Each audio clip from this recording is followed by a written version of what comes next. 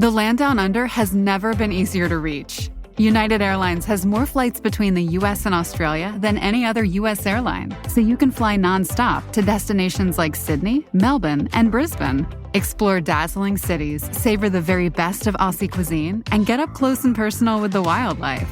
Who doesn't want to hold a koala? Go to united.com/Australia to book your adventure.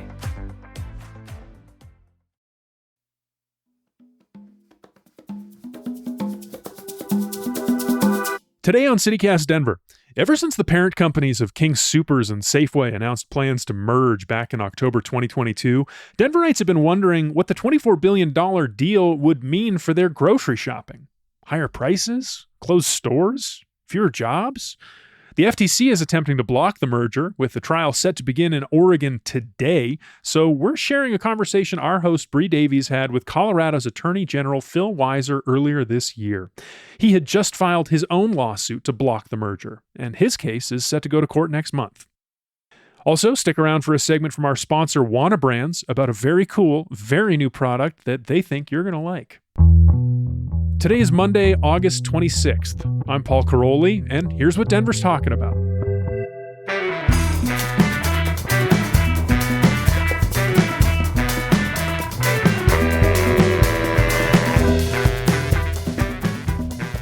Attorney General Phil Weiser, welcome back to CityCast Denver. It's really a pleasure to be with you. So I have to ask you first, because I don't think I've heard anyone ask you this yet. Where do you get your groceries? I am what you might call an opportunistic shopper. So my list includes, there's a King Soopers that's in the neighborhood that I go to. I also am a fan of Trader Joe's, and I also belong to Costco. So I would say those are my top three, and I'm constantly having to optimize where and when I buy things. Apropos of the discussion today, King Soopers is what you might call the catch-all offering. It's got everything. Where you go to Costco or even, Trader Joe's, you're not sure what you're going to always get. So if I had to say, am I more of a Safeway or a King Super shopper, I'm more of a King Super shopper, although importantly and relevant to this conversation, during the strike, I shopped at Safeway. I have to say, you and I have the exact same shopping patterns. Those are the three main ones I also hit. Well, we're fortunate, Bree, because we live in Denver where that is viable. Part of what was meaningful for me in this experience is I went all across the state. Lots of communities only have a Safeway and a city market, like Gunnison, for example, or a few have like Walmarts that aren't quite adequate. Food insecurity, food deserts are real. We heard a lot about that in different communities in Colorado Springs, in Pueblo, for example. And the concern about a lack of resilience, a lack of options is real too. So we're fortunate to have the sort of choices we have here in Denver. Absolutely, absolutely. I used to work on a grocery access program, and I went to many rural communities myself and saw the limited, if they had options at all. I went to a reservation in Toyac, and they literally had a gas station. So I totally understand this is such a bigger, broader conversation about our state. And I'll actually ask you more about what you heard from folks in a minute, but I want to get to the lawsuit to begin with. Why do you think a merger between the companies that own King Soopers and Safeway would be so bad for Denverites? There are so many problems with this merger. Let me note that even some parts of Denver have food deserts. So I am fortunate. I live close access to food. I have a car. One of the things I want to underscore is a lot of people have a local supermarket they depend on, and they are looking at this merger and they're terrified about it closing. I had a great conversation in Golden, for example, and workers there talked about the fact that they were confident that a store would close if this merger happened, and the people who have to walk to the supermarket would lose that access. So access to food is a key point. Another point, just to give you an example that people don't think a lot about, but the different varieties that people have. People said to me, I know that I can go to City Market or King Soopers and buy this sort of product, but I need to go to Safeway to buy that sort of product. And some people who have certain dietary limitations or allergies or other reasons, that's really important to them. The variety of options, the choice. And if you end up with a consolidation between these two behemoths, you end up really removing that sort of choice that people depend on. Workers obviously are concerned about their jobs. They're concerned when you close stores and you have a merger, they lose the benefit of the competition between the two stores. They can potentially see their benefits compromised. There was a lot of concern that workers had. And then one other point I want to make, a lot of us depend on and take for granted access to local food. Palisade Peaches is probably a celebrated example, justly so. We're concerned that that priority, that access could be compromised in this merger. And people in Denver who are committed to getting Olathe corn or Palisade Peaches or Rocky Mountain cantaloupes, as the case might be, aren't going to necessarily have the same access to those local food options if this merger goes through.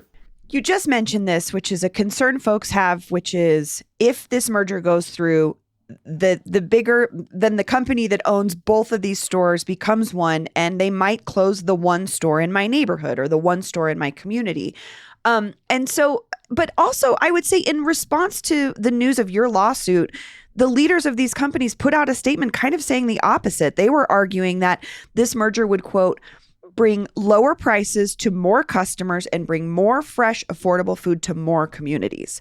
What is your response to that statement? Look at the history. We had a prior merger with prior promises. It was Albertsons and Safeway. And there was a divestiture plan in that merger, as there is here. That prior merger and that divestiture plan was bad for consumers. It was bad for workers. It was bad for suppliers. We need to be vigilant in Colorado. We need to protect access to food. We need to be concerned about a marketplace that is already very concentrated. This marketplace, if the merger happened between the number one and the number three supplier of groceries, would bring them up above 50%. That is a highly concentrated market, no matter how you measure it. So if you look at the past history, you look at the market structure, I hear what the companies are saying, but I can't credit that point. I really worry for consumers. I really worry for workers. I worry for suppliers. Our job is to protect competition. That's why we're bringing this lawsuit. So you just sort of made this point, the number one and the number three grocers would merge, but that leaves there's still a number two grocer, which would be Walmart. And I could see this merger argument being, well, Walmart's still out there. Walmart is the second biggest grocer. So this wouldn't be an anti-competitive deal. What would you say to that? I have two things to say. First off, there are many communities that this is a 2-to-1 merger. In Gunnison, there is no Walmart selling fresh eggs or milk. So it's a 2-to-1 merger in many communities. And I care deeply about those communities. If what you're going to argue then is, well, wait a minute, in a lot of communities, it's only a 3-to-2 merger. They have 3 supermarkets and they're merging into 2 and one becomes the dominant share. What I would say is that's a pretty bleak situation. What consumers may realize from a lot of different markets, 3 is not a great number for consumers to start with. 2 is a worse number for consumers. 1, well, there you're talking about a monopoly. That's a terrible number of providers. So the fact that there might still be one alternative, that's pretty bleak. I also want to emphasize something from our case because a lot of people, I think, haven't quite picked up on this. We allege 2 independent additional antitrust violations on top of the illegal merger. One was a no-poach agreement during the strike that I mentioned before, when the King Soopers employees after the pandemic were saying we deserve fair wages, benefits, protections. A lot of people said, I can't shop at King Soopers. I'm going to go shop at the Safeway. The companies had 2 agreements during that time. One, they agreed not to poach each other's employees. That's not how competition works. Competition means that employers get the benefit of rivals trying to hire them. These companies restrained competition illegally. Second, there was a non-solicitation agreement where they agreed not to go after each other's pharmacy customers, which, again, is not how competition works. It's worth noting when these companies saw this moment that was potentially of risk, did they think about Walmart and entering into a no-poach agreement with Walmart or a non-solicitation with Walmart? No. They looked at each other. These 2 companies are each other's most direct 2 competitors. That's why this merger is such a concern. It's interesting to me that when you're laying this out, this information that you found through these email communications between these 2 supposedly competitive companies, that they were already, I don't know if it would be a stretch to say they were already working together. Was that a concern? I mean, how does that fit into this other picture of the merger conversation we're looking at now? Bree, you put your finger on something super important. And this gets back to what I said before. 3 is not a great number. In a market of 3 players, the opportunity for what you might call tacit collusion, which is monitoring each other's prices and pricing in lockstep, is obviously a concern. But what I just talked about, this no-poach agreement, this non-solicitation agreement, this is not tacit collusion. This is explicit quid pro quo collusion. It's textbooked what should not happen. It is illegal, blatantly illegal. The fact that it happens says this market is already too concentrated. Remember, before the Albertsons Safeway merger, we would have been talking about 4 different players in the marketplace. I used to have an Albertsons near my neighborhood, and I used to also be able to go to a Safeway. I can't do that anymore. We've already had the 4-3 merger happen. And as I said earlier, its lessons for this merger is what I would call a Danger Will Robinson moment for those who remember the TV show Lost in Space. We have a warning sign that a merger like this is bad. On top of that, we have these agreements that, as you point out, are deeply troubling. I don't know how someone can defend this merger in the face of all these facts and convince a judge. We'll see if the companies are going to go that far. We like our case, and we believe we're going to be able to prevail.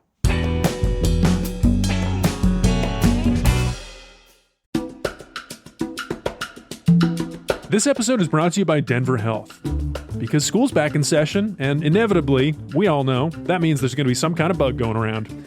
So I've got a question for the parents out there. Did you know that Denver Health offers a free convenience service right in your child's school? They're called School-Based Health Centers, or SBHCs, and they're here to keep your kids healthy. Imagine having a doctor's office, mental health services, dental and preventative care, all available right at your kid's school. That's what Denver Health's SBHCs offer to students at Denver Public Schools. There's no need to take time off work or worry about long waits. Healthcare is there when your child needs it. With healthcare on campus, students miss fewer classes, stay healthier, and perform better academically.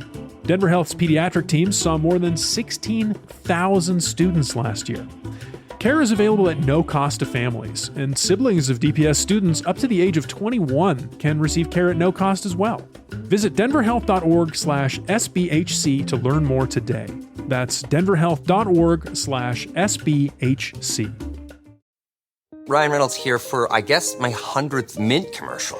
No, don't. I mean, honestly, when I started this, I thought I only have to do like 4 of these. I mean, it's unlimited premium wireless for $15 a month. How are there still people paying 2 or 3 times that much? I'm sorry, I shouldn't be victim blaming here. Give it a try at mintmobile.com/save. Whenever you're ready. $45 upfront payment equivalent to $15 per month. New customers on first 3-month plan only. Taxes and fees extra. Speed slower above 40 gigabytes. See details.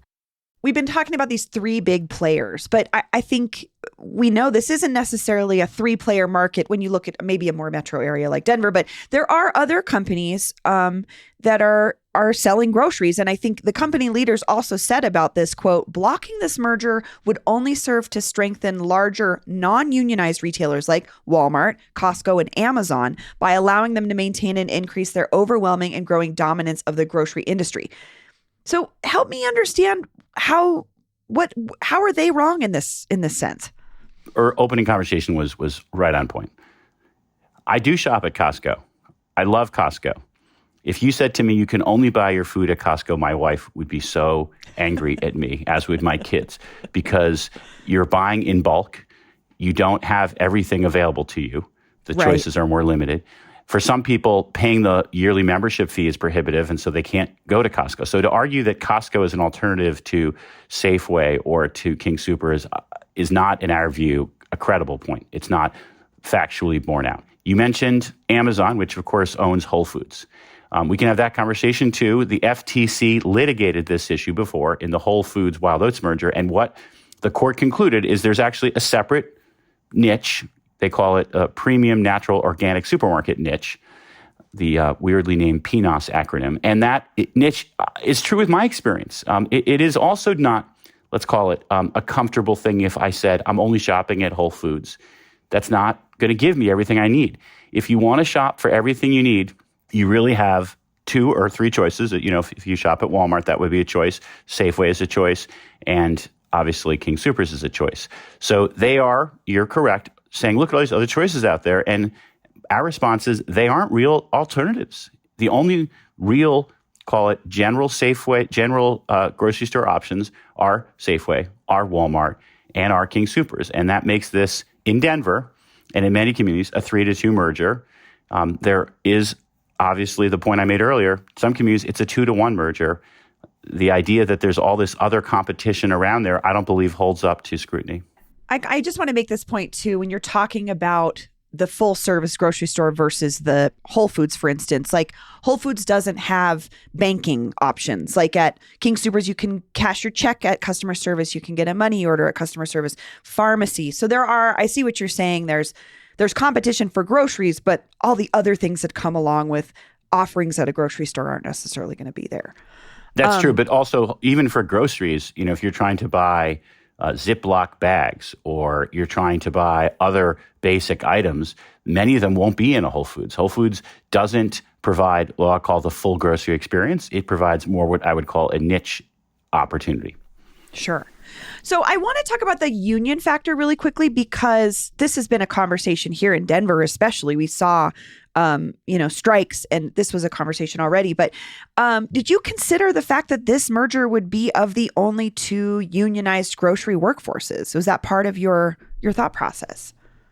The concern about workers was real, and the concern that came up, and it actually has already led to a complaint, I believe, has been filed by the union at the National Labor Relations Board, because a no-poach agreement during a strike is not only a violation of the antitrust laws, but it's arguably an unfair labor practice. It goes against the spirit of our collective bargaining regime, which basically means workers get the right to compete for their labor. They get the right to go on strike if they choose to do so. They have a union that can bargain for them, and companies need to honor that. So you mentioned talking to folks across the state. I know you held 19 town halls to hear from Coloradans about their grocery experience and grocery habits. And we've already touched on this a little bit there. The amount of variety in a larger metro area versus a rural area can be very different. But what did you hear directly from Coloradans across the state about their grocery habits? One thing I want to start with, Bree, and it's something that deserves a lot more conversation. I had this conversation in a number of communities. I'm going to focus on the San Luis Valley, where there is a real awareness about access to food and access to local food.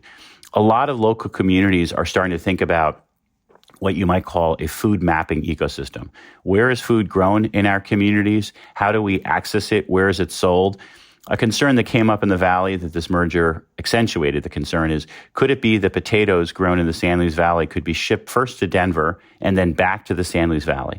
A lot of times people don't think about supply chains for food, but we should, because where our food comes from matters, whether it's fresh, whether it's local, what people are eating matters, and it affects people's mental health. That came up in the conversation in the San Luis Valley. If kids are getting access to fresh food, they're going to be mentally healthier. So there's a concern out there about how food is getting distributed. And that concern also was on the minds of producers. A producer in Delta, for example, said that after a prior merger, I believe, there was a move in the headquarters where the buyer was no longer in Denver. The buyer moved to Cincinnati for Kroger's. And all of a sudden, they were like, well, why should I care if the peaches are from Palisade or from somewhere else? And that, again, matters to people. It matters to producers. We need to be aware that it's not like an automatic situation that local food is going to be available locally, that people are going to care about supply chains. Communities need to be aware of these things. Communities need to care. And one of the reasons that I'm opposing this merger is it threatens more resilient supply chains, better access to local food. I'm also hearing from you that man had never had a Palisade peach, because he would know why it matters. Amen. But consumers do care. I think they show that in their choices. And who better than the companies that understand their consumers? I guess I'm just trying to think of this relationship between the consumers and the places they're already buying from. Why intervene on what they're already doing? The competitive dynamics today mean that if I can't get my Palisade peach at a King Soopers, I can probably get it at a Safeway. And you can go down the list of other things people might be interested in. Imagine those companies have now merged. At that point, the competitive pressure disappears. I don't believe people are talking about getting their Palisade peaches necessarily at Walmart. That's not necessarily part of their supply chains. They're not as committed to providing local food as Safeway and King Soopers has been. The challenge for consumers is, do they get the benefit of making choices in the marketplace? And the more concentrated industries become, the less choices consumers have, the less ability consumers have to get what they want, and the more consumers can be stuck. Because right now, with these two companies competing against each other, they kind of have to provide access to local food that people want. We're talking about Palisade Peaches is a good example.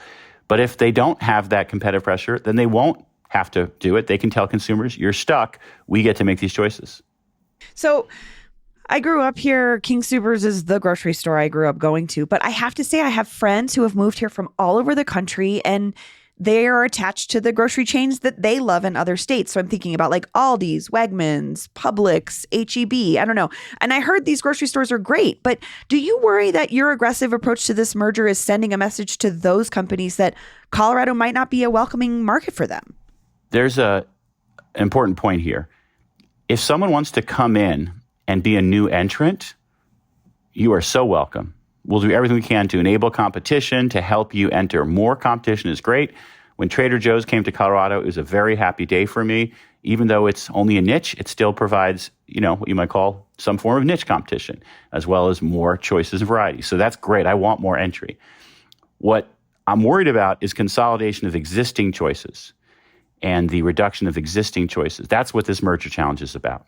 This merger would affect the grocery market. It's happening in many states across the country. Like, you're not the only attorney general who's looking into this issue. I know the attorney general in Washington has also already sued. The companies say they're preparing to fight this in court. This could be a big national opportunity for you, or maybe someone who's politically ambitious. How are you going to settle which attorney general leads this charge? The interesting dynamic here is it's not either or. We're all going to be pursuing this case at the same time. And that means you could have a preliminary injunction hearing in Colorado State Court, and sometime before, after, say at the same time, you could have another case in federal court brought by the Federal Trade Commission. The Federal Trade Commission has yet to decide what to do here. We hope they read our complaint and decide to join us. As you noted, the Washington Attorney General has already brought a case, and that means we could have potentially 3 cases or more at the same time. So it's not really we have to choose which one of us goes. It's really about how the courts each decide independently. This is a separate case in state court as opposed to the federal court, and we're in it to win it. Attorney General Phil Weiser, thank you so much for joining me. Really a pleasure. Thanks for the time. Since we first published this interview with Attorney General Phil Weiser, the Federal Trade Commission filed its own lawsuit to block the Kroger-Albertsons merger in Oregon. That trial begins today, while Weiser's case is set to go to trial next month here in Colorado. While we wait for a verdict in both of those trials, I hope you enjoy this next segment sponsored by our friends at Wana Brands. CityCast's Andrea Salenzi got the scoop on the latest and greatest innovation in weed from Daniel Marginson, Wana Brands' Director of R&D.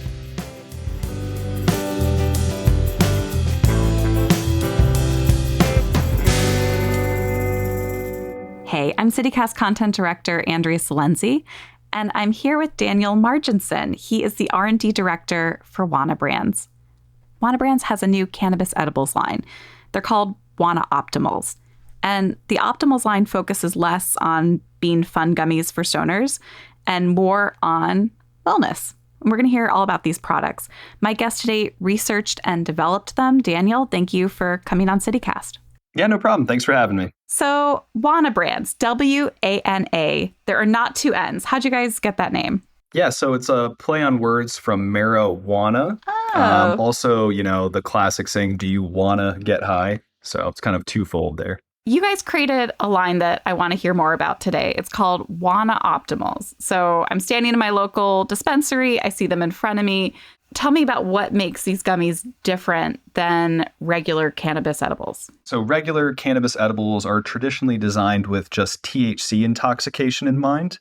The Optimals line is designed for wellness from the ground up to meet cannabis users at their level, and basically deliver for specific use cases and elicit specific moods and effects consistently every single time. You're the research and development director at Wana, and so you had to come up with these 5 different products, 4 different use cases. What were you thinking about? What do people need from these products? Through our research, we've identified 4 top use cases that people gravitate towards cannabis for. And those are sleep, anxiety reduction, or kind of promoting a sense of calm, pain management, pain relief, and focus as well. So one of the things you started looking at was sleep. A lot of people have a hard time falling asleep. A lot of times people have a hard time staying asleep. What are the Wana Optimal products that could help them with those issues? Yeah, that's something we thought about right away. Exactly like you said, some people have trouble falling asleep. Some people have trouble staying asleep, where they wake up frequently during the night and they can't get back to sleep. So we have 2 different products that deliver for those use cases. So we have one product called our Fast to Sleep product. And this is actually a quick acting product that's designed to have an onset in about 15 minutes. So you'll feel effects in 15 minutes, start to feel sleepy, and you'll drift off to bed. The next product that helps with staying asleep is called Stay Asleep, actually, which is easy to remember. And this product is not fast acting. So the onset's about 1 hour, but it's going to be more like a traditional edibles high, which is going to be more sedating and more psychoactive. And it also allows people to drift off to sleep, but more importantly, stay asleep, like the name implies, especially if they frequently wake up in the middle of the night and they can't get back to bed. Now, also on the Wana Optimals line are 2 products that seem perfect for the weekend or vacation, like those moments when you're just trying to relax for a change. So can you tell me about Quick Calm and Quick Lift? Sure. Those are actually 2 of my favorites. I actually love to pair those together too as a side note. I think it's a really nice stack, and it really does just help reduce the jitters or anything you might be having from a long day of drinking too much coffee or working too hard or something like that. But to answer your question, the Quick Calm is a product that is designed to help promote a sense of calm, as the name would imply. This product is designed to help kind of just reduce that feeling a little bit and, again, promote that sense of calm and well-being. And there's also Quick Lift, which you guys recommend to help you kind of loosen up when you're spending time with friends or like a mood boost. Yeah, so the Quick Lift, so this is an interesting one. So this is our newest product, and it features THCV in combination with CBG and THC. And it's very unique in its effect. So the way I like to explain this is it does promote a sense of focus, but not through stimulation or upregulating the central nervous system and making you feel energized. It promotes a sense of focus by kind of suppressing all of that background noise and allowing you to just focus and stay present in each moment. And there's one last product on the Optimals line, and this is your solution for pain relief. It's called Quick Relief. So Quick Relief is one of our newest products, and this is going to help with pain management through its comprehensive blend of cannabinoids and terpenes. This product would be great for somebody who's been walking around all day or having a long day of work or something like that, and their muscles just need to fully relax. It also helps reduce the perception of pain, too. So even if you are in pain, you're not going to be thinking about it nearly as much. Daniel, thanks for being here, and thanks for developing these products. No problem. It's my pleasure. Thanks for having me. Coloradans, you can call your favorite local dispensary to see if they have Wana brands in stock, or search for a dispensary near you by visiting www.wanabrands.com. That's www.wanabrands.com, and use their Finder tool. We'll have a link for you in our show notes as well, so you're just one click away from finding and trying out Wana Optimals. That's all for today here on CityCast Denver. If you enjoyed the show, why not take a minute to tell FTC Chair Lena Khan about us? Rate the show wherever you get your podcasts, and subscribe to our morning newsletter, Hey Denver, and learn more about us at denver.citycast.fm. We'll be back tomorrow morning with more news from around the city. See you then.